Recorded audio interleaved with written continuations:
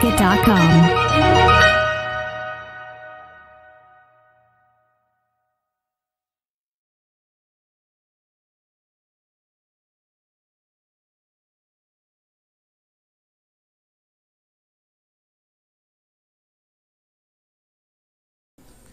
Assalamualaikum warahmatullahi wabarakatuh. Kembali lagi dengan channel Faza NDR. Oke, untuk video kali ini saya akan menjelaskan tentang cermin, lanjutan dari cermin datar. Cermin datar kemarin sudah saya jelaskan bagaimana sifat-sifat bayangannya. Sekarang kita masuk ke pada cermin cekung.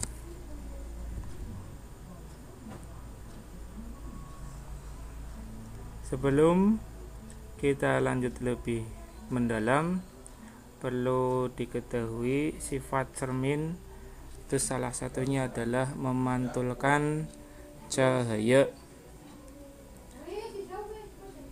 Nah, cermin cekung merupakan cermin dengan permukaan lengkung seperti bola atau sferis yang mengkilap bagian dalamnya. Jadi seperti bola, kemudian kita belah menjadi dua, bagian yang melengkung, bagian yang ada di dalamnya itu cerminnya.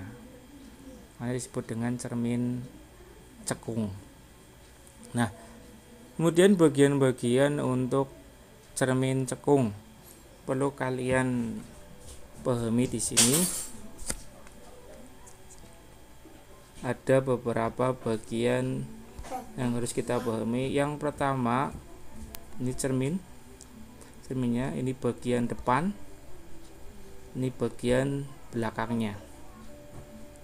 Kalau kita berbicara masalah tentang pemantulan, tidak bisa lepas dari yang namanya sumbu utama. Ini sumbu utama. Ini bebas, sumbunya bebas, panjangnya bebas, tergantung kesukaan kita. Ini sumbu utama. Kemudian yang wajib kita pahami untuk mengetahui tentang pemantulan cermin cekung, yang pertama adalah titik pusat kelengkungan cermin. Di sini diibaratkan dengan titik O. Kemudian titik pusat optik dilambangkan dengan F kecil. Kemudian titik pusat optik ini berada di depan cermin. Nih, di depan cermin. Ini di belakang cermin. Kemudian yang M itu adalah jari-jari kelengkungan. Mengapa di situ ada M, kemudian keterangannya itu R? Karena ada yang menyebut titik jari-jari kelengkungan itu ada yang menyebutkan M, atau juga ada yang menyebutkan R. Bahkan ada yang menyebutkan 2F. Mengapa 2F? Karena antara titik pusat kelengkungan cermin dan titik pusat fokus, optik fokus, dan jarak antar fokus dengan jari-jari kelengkungan ini harus sama. Jadi dari titik O sampai F, katakan misalkan 1 meter, maka jarak F ke M atau R atau 2F ini juga harus 1 meter. Jadi ini panjangnya sama. O, F, dan F ke M panjangnya harus sama. Dan jarak fokus pada cermin cekung itu bersifat positif, maka cermin cekung itu disebut dengan cermin yang positif. Kemudian sifat dari pemantulan cermin cekung yang paling utama adalah sifat pemantulannya mengumpulkan sinar. Maka cermin cekung bersifat konvergen atau mengumpulkan. Kemudian apa sih aplikasi dalam kehidupan sehari-hari untuk cermin cekung? Apa manfaatnya? Banyak manfaat yang bisa kita peroleh dari cermin cekung. Yang pertama adalah sebagai reflektor lampu mobil ataupun lampu motor. Jadi kalau kita melihat lampu motor, lampu mobil itu pasti bentuknya cekung. Yang kedua, reflektor lampu senter. Senter yang biasa kita pakai untuk ketika mati lampu. Kemudian sebagai antena gelombang mikro atau yang sering kita sebut dengan antena parabola. Kemudian berikutnya adalah kompor matahari. Ini juga menggunakan prinsip dari cermin cekung, kompor tenaga surya atau kompor matahari. Kemudian contoh berikutnya dalam kehidupan sehari-hari untuk cermin cekung adalah pembuatan teropong panggung. Mungkin kalau kalian yang pernah pergi ke menara seperti Monas, kemudian kalau di Semarang itu ada menara Asmaul Husna, itu biasanya di situ ada teropong. Nah, di situ prinsipnya menggunakan cermin cekung. Oke, itu sebelum kita masuk ke lebih jauh lagi pada pemantulan cermin cekung. Kita lanjut. Untuk terbentuknya sebuah bayangan pada cermin cekung, maka dibutuhkan 3 sinar istimewa. Ada 3 sinar istimewa yang ada pada cermin cekung. Apakah sinar istimewa itu dipakai semua? Kita bahas lebih mendalam. Yang pertama, sinar istimewa yang pertama, sinar datang sejajar sumbu utama dipantulkan melalui titik fokus. Ini sumbu utamanya, ini cerminnya. Optik, fokus, gelanggungan cermin, sinar datang sejajar sumbu utama. Sinar datang sejajar sumbu utama. Ini sumbu utamanya, ini sinar datangnya. Dipantulkan melalui fokus, di sini. Ini sinar pantulnya. Itu sinar istimewa yang pertama pada cermin cekung. Sinar datang sejajar sumbu utama akan dipantulkan melalui titik fokus. Yang kedua, sinar istimewa yang kedua, sinar datang melalui fokus akan dipantulkan sejajar sumbu utama. Itu kebalikan dari sinar istimewa yang pertama ya. Sinar datang, ini cerminnya, sumbu utamanya, cermin, sumbu utama, pusat optik, fokus, dan pusat gelanggungan cermin. Sinar datang melalui fokus, melalui sini, menyilang menuju ke cermin. Menuju cermin sini, sinar datang melalui fokus menuju ke cermin, kemudian dipantulkan sejajar sumbu utama. Sinar istimewa yang kedua. Berikutnya yang ketiga, sinar datang melalui titik pusat kelengkungan akan dipantulkan berimpit dengan sinar datangnya. Sumbu utamanya, kemudian cerminnya, pusat optik, kemudian fokus, kemudian pusat kelengkungan. Nah, sinar datangnya melalui ini, menuju ke sana, menuju ke cermin, atau ke sana juga bisa. Sinar datang menuju pusat kelengkungan cermin, dipantulkan berimpit, dipantulkan ke titik itu juga, atau berimpit dengan sinar datangnya. Jadi sinar datangnya ke sana, sinar pantulnya juga balik lagi ke sana. Ini untuk sinar istimewa ada 3. Yang pertama, sinar datang sejajar sumbu utama dipantulkan melalui fokus. Yang kedua, sinar datang melalui fokus dipantulkan sejajar sumbu utama. Kemudian yang ketiga, sinar datang melalui titik pusat gelanggungan akan dipantulkan berimpit dengan sinar datangnya. Nah, bagaimana terbentuknya bayangan pada cermin cekung? Terbentuknya bayangan pada cermin pada cermin cekung itu mempadukan dua sinar istimewa yang berbeda. Bisa sinar istimewa 1 dengan 2, 1 dengan 3, atau 2 dengan 3. Terserah. Jadi untuk mendapatkan bayangan pada cermin cekung itu memadukan dua sinar istimewa pada cermin cekung. Kita lanjut.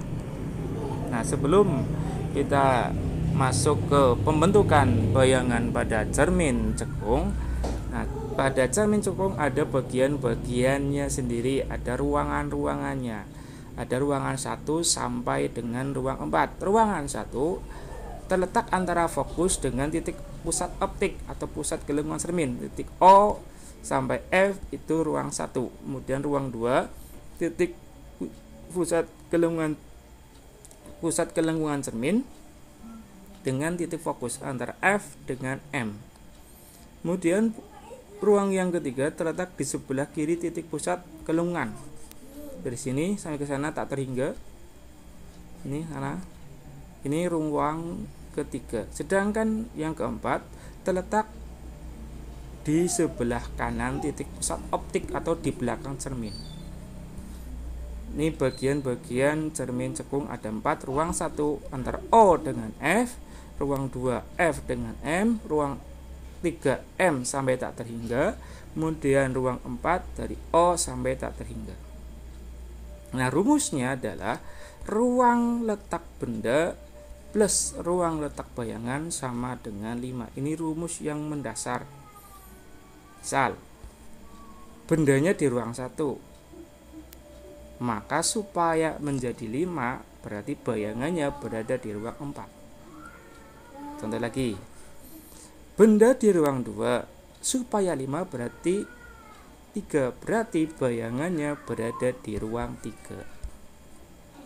Atau bendanya di ruang 3 supaya menjadi 5 berarti bayangannya berada di ruang 2. Apakah mungkin benda berada di ruang 4? Tidak mungkin. Kalau di ruang 4 maka bendanya tidak terlihat oleh cermin, tidak bisa ditangkap oleh cermin. Itu rumusnya, ini rumus dasarnya. Jadi ruang letak benda ditambah ruang letak bayangan sama dengan 5. Itu adalah rumus dasar pembentukan bayangan pada cermin cekung. Oke, kita aplikasikan. Misal pembentukan bayangan pada cermin cekung. Benda terletak antara titik fokus dengan titik pusat optik. Ini bendanya. Nah, ingat antara O dengan F dan M jaraknya sama. Ini ke sana kalian habiskan juga boleh, ini ke sana kalian habiskan juga boleh. Yang penting ini harus panjang. Ini harus sama. OF dan FM harus sama. Bendanya berada di ruang 1. Berarti kemungkinan bayangannya berada di ruang 4 supaya sama dengan 5. Bagaimana sifat bayangannya? Kita gunakan sifat bayangan yang pertama. Sinar datang, kalian letakkan sinar datangnya berada di atas benda. Mengapa harus di atas benda? Ini ibaratnya kita manusia bercermin, maka kepala kita juga harus terlihat di cermin. Kalau kalian menggunakan sinar datangnya di tengah-tengah, maka kepala kita di cermin tidak akan terlihat. Sehingga sinar datangnya kalian letakkan di atas benda. Sinar datang sejajar sumber utama dipantulkan melalui fokus. Nah, sinar pantulnya kalian lanjutkan atau kalian teruskan dengan garis putus-putus ke belakang cermin sampai sana, dipanjangkan tidak masalah. Sinar istimewa yang pertama. Kemudian kita gunakan sinar istimewa yang kedua. Sinar datang melalui fokus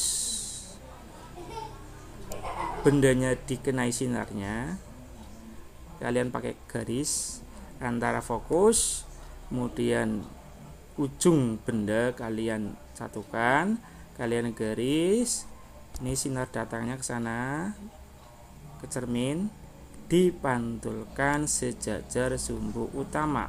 Nah, sinar pantulnya kalian teruskan ke belakang. Maka penerusan dari sinar istimewa yang pertama dengan sinar istimewa yang kedua di belakang cermin akan terbentuk sebuah bayangan. Nah, titik temu dari sinar pantul ini, maka disitulah bayangannya. Tinggal kalian garis lurus ke bawah sampai sumbu utamanya. Nah, disinilah letak bayangannya. Jadi bendanya berada di ruang 1, maka bayangannya di ruang 4. Itu kira-kira bagaimana sifat bayangannya. Nah, sifat bayangannya bagaimana? Yang pertama, sifat bayangannya adalah maya. Mengapa maya? Seperti yang sudah saya jelaskan pada pembelajaran sinar pemantulan pada cermin datar, maya itu jika bayangan benda berada seolah-olah berada di belakang cermin. Nih, ini bendanya di sini, bayangannya di belakang sini. Bendanya di depan cermin, bayangan di belakang cermin. Maka sifatnya maya. Yang kedua, tegak. Apa itu tegak? Nah, patokannya itu adalah sumbu utama. Jika bendanya di atas sumbu utama, kemudian bayangannya berada di atas sumbu utama, maka dia tegak. Tapi jika bendanya berada di atas sumbu utama, kemudian bayangannya di bawah sumbu utama, di bawah sini, maka sifatnya adalah terbalik, bukan tegak lagi. Saya ulangi, tegak itu jika bendanya berada di atas sumbu utama, kemudian bayangannya berada di atas sumbu utama juga, sama-sama seperti ini, maka sifatnya tegak. Lawannya adalah terbalik. Bagaimana terbalik? Jika bendanya di atas sumbu utama, kemudian bayangannya misalkan di sini atau di sini atau di sini, yang penting di sini, di bawah, maka sifat bayangannya adalah terbalik. Yang ketiga adalah diperbesar. Mengapa diperbesar? Antara benda dan bayangan lebih besar siapa? Lebih besar bayangan kalau kita lihat dengan kasat mata.